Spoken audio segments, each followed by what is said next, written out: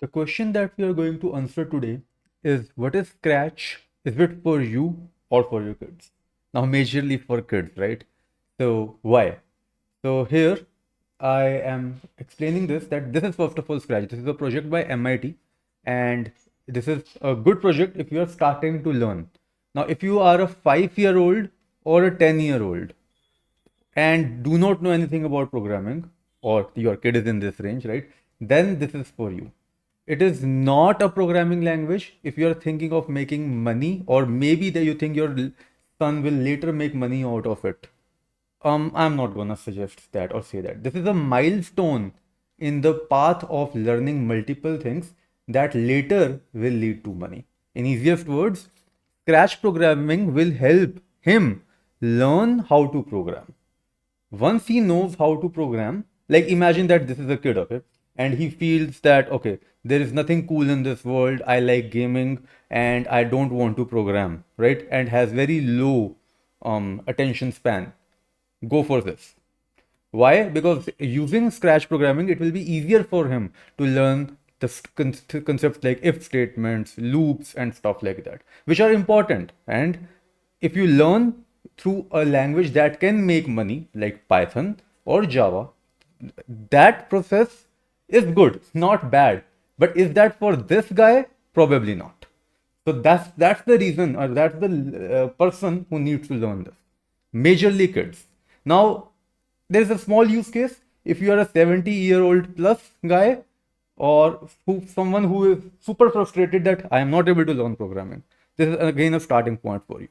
For the kid who feels I want to get into game development, is learning this stuff and has a high attention span, academically very good, very, very smart. For him, don't learn this. Then you should learn Unity. That's Unity game development. And this is harder and will require C sharp as the programming language. You don't start with this because this will not make you money, right? If you want to make proper production grade apps, that's not this. This is only to learn how to program, understand the use case. Okay, so that's very important. Whatever you will build here cannot make you money. It's only to learn stuff. And it's good, it's not bad. But if you look at big surveys, you won't even find this anywhere, right? Again, in the top languages to start learning to code, this is the right thing.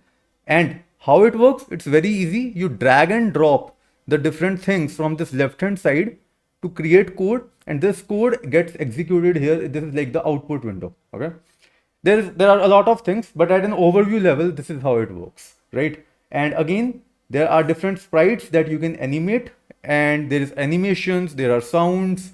It's cool, it's good for learning, but again, only for this part. Cool. I hope I answered the question on who should learn this. There are two more things that I will like to mention before ending this thing. One, there are no comments here. Comments in the sense, like in the normal programming, we do two slashes and write something, and that acts as a comment. What I'm trying to say here is, that's practically the second thing. You cannot convert this very easily into a code. Code in the sense like a written code that can be executed. It will always remain blocks because it is block programming, right? Now, it's not bad, but it is kind of bad because the thing is, the mentality of programming is written based code, right?